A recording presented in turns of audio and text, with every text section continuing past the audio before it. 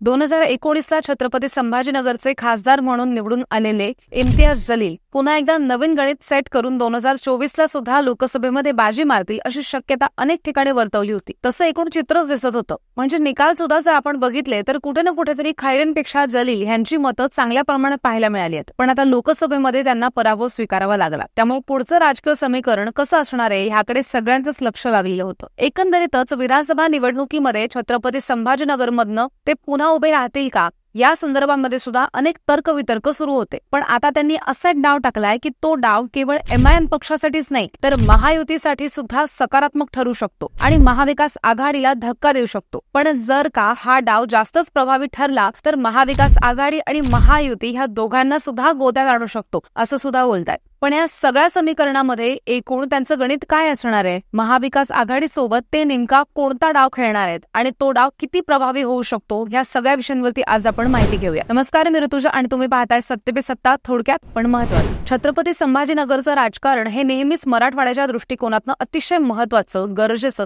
आणि वर्चस्वाचं राहिलंय. म्हणजेच मराठवाड्यामधल्या एकूण राजकीय समीकरणाची सगळीच सूत्र छत्रपती संभाजीनगरशी कनेक्टेड आहेत असंही आपण म्हणू शकतो. त्यामध्ये मग छत्रपती संभाजीनगरवरती आतापर्यंतचा जर का आपण विचार केला तर शिवसेनेचीच पकड होती आणि आता ती पकड भारतीय जनता पक्षानं आपल्याकडे घेण्यासाठी प्रयत्नशील होता आणि अजूनही आहे. पण त्यांच्या या खेळीला लोकसभेमध्ये यश मिळालं नाही आणि महायुतीचंच पण शिंदेचे खासदार संदीपान भुमरे सध्या निवडून आलेत. आता जेव्हा पालकमंत्री निवडायचा तेव्हा सुद्धा भाजपाला महत्व न देता शिंदे सेनेच्याच अब्दुल सत्तारांना पालकमंत्री करण्यात आले. आता साहजिकच जागा वाटपाच्या ह्या सगळ्या खेळीमध्ये भाजपा अडून बसेल असंही बोलल्या जातंय. त्यातल्या त्यात छत्रपती संभाजीनगरची मध्यची जी जागा आहे त्या जागेसंदर्भात सुद्धा अनेक तर्कवितर्क लावले जात आहेत. म्हणजे सध्या तिथं प्रदीप जयस्वाल जरी आमदार असले तरी सुद्धा फॅक्ट बघितली तर किशनचंद तनवाणी यांच्यामुळेच आमदार आहेत आणि आता 2024ची विधानसभा हे तनवाणी यांचीच असणारे अशी सुद्धा चर्चा आहे. आता एकतर तनवाणी ठाकरे गटाकडनं उमेदवारी मिळवून निवडणूक लढवतील किंवा मग महायुतीमध्ये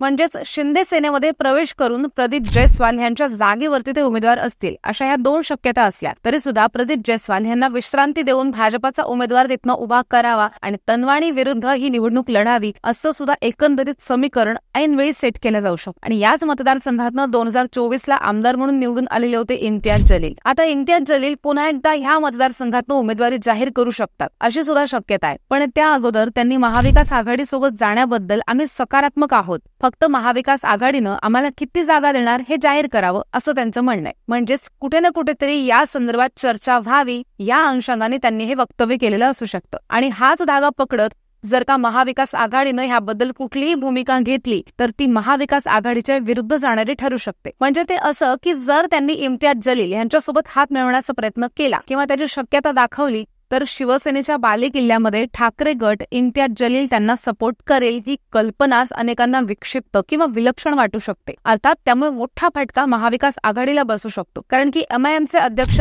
ओवेसी यांचे भाऊ अकबरुद्दीन ओवेसी यांनी 2014 मध्ये जे वक्तव्य केलेलं होतं त्यावरती हिंदू समाजाची नाराजी आहे आणि जलील जर का महाविकास आघाडीसोबत आले तर ठाकरेंची शिवसेना तिथे अडचणीत सापडणार हे मात्र नक्की. जर का महाविकास आघाडीनं ह्या संदर्भात कुठलीही सकारात्मक भूमिका घेतली नाही तर भाजपाच्या विरोधात भूमिका घेणारा जो काही दलित मुस्लिम समाज आहे तो नाराज होण्याची शक्यता बळावते. त्याचा परिणाम म्हणजे महाविकास आघाडीच्या हक्काच्या मतदाराला जलील आपल्या खिशात घेऊन जातील असं सुद्धा समीकरण बसू शकतं. म्हणजेच इम्तियाज जलील यांनी युतीचा टाकलेला एक डाव महाविकास आघाडीला धोक्यात आणू शकतो. पण जर या समीकरणामध्ये सकारात्मक राजकारण पुढे आणलं गेलं म्हणजेच लोकसभेला जसं संविधान केंद्रस्थानी ठेवलेलं होतं तशाच पद्धतीनं आता दुसरा मुद्दा जर एकात्मतेच्या दृष्टिकोनातनं केंद्रस्थानी ठेवला आणि महाविकास आघाडीनं जलील यांना मध्यमधनं तिकीट दिलं तर कदाचित त्याचा फटका उलटा फिरू शकतो आणि महायुतीला धोक्यात पण आणू शकतो. पण अर्थात याची शक्यता फार कमी आहे. इम्तियाज जलील यांचा हा जो डाव आहे तो महाविकास आघाडीलाच झटका देणार ह्याची शक्यता सध्या तरी जास्ती आहे. अजून एक गोष्ट म्हणजे 2024च्या लोकसभा निवडणुकीमध्ये बहुतांश मुस्लिम समाजानं खैरेंना मतदान केलेलं होतं आणि दुसरीकडे दलित समाजानं वंचितच्या अफजल खान यांना साथ दिली. परिणामी